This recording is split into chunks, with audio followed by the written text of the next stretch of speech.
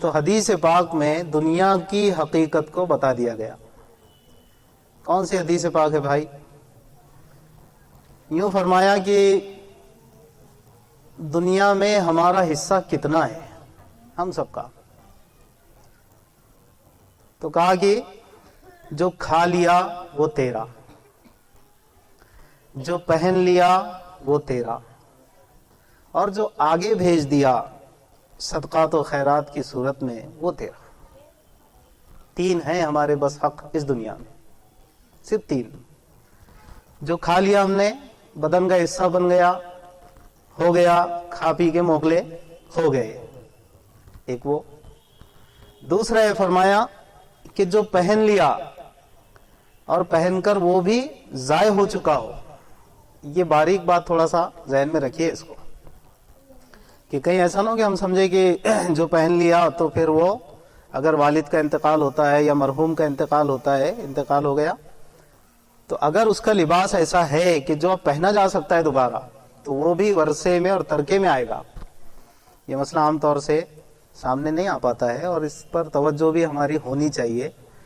عبادتوں کے دین کے ساتھ معاملات اور معاشرت کا دین بھی بہت اہمیت رکھتا ہے، بہت زیادہ، کہ اگر کسی کا انتقال ہوا تو اس سے متعلق جتنی چیزیں تھیں وہ سب وراثت ہو گئی. اب ورثہ میں وہ تقسیم ہوگا، ورثہ میں اگر سب بالغ ہے تب تو ٹھیک ہے، کوئی اگر ایک یا دو بھی نابالغ ہوں تو پھر مسائل اور زیادہ حساس ہو جاتے ہیں. دنیا کی حقیقت سمجھنے کی ضرورت اس حدیث پاک سے.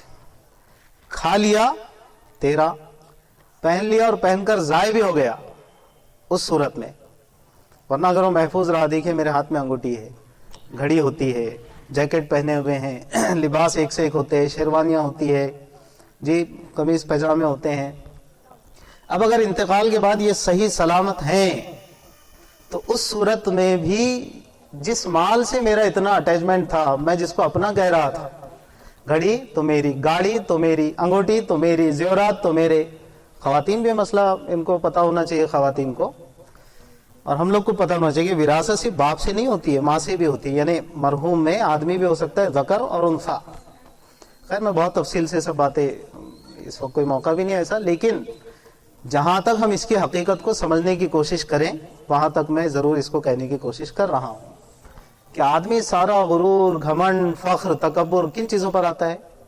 جائیداد، گاڑی، بنگلے، لباس، برانڈ، ہے نا. نوجوان بچے بیٹھے ہیں تو کریز چل رہا ہے آج کل، branded shoes, branded T shirts, branded costumes, جو بھی وہ پہنتا ہے تو اس میں ایک برانڈ کا ایک کریز چل رہا ہے کہ برانڈڈ، برانڈ برانڈ برانڈ.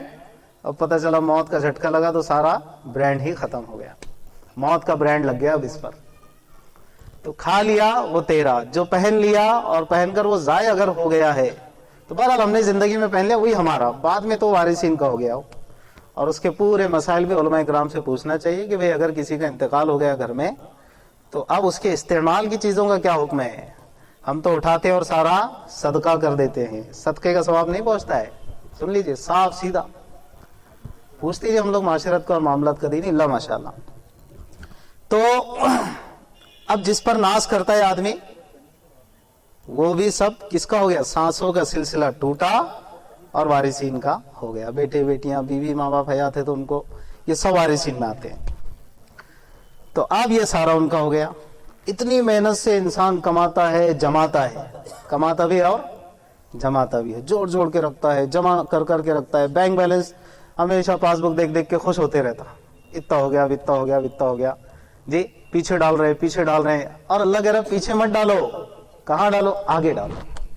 کیونکہ تیسری بات وہی ارشاد فرمائی کہ کھا لیا تیرا، پہن لیا تیرا، اور تیسری بات جو آگے بھیج دیا وہ تیرا. آگے کا کیا مطلب؟ اللہ کے راستے میں جو لگا دیا، جو خرچ کر دیا، ضرورت مندوں پہ خرچ کیا، صدقات و خیرات میں خرچ کیا، دین کے کاموں میں خرچ کیا، جو اللہ کی رضا کے لیے تو نے خرچ کیا وہ تیرا. ورنہ تو اب دنیا میں اس سے زیادہ ہمارا حصہ نہیں ہے.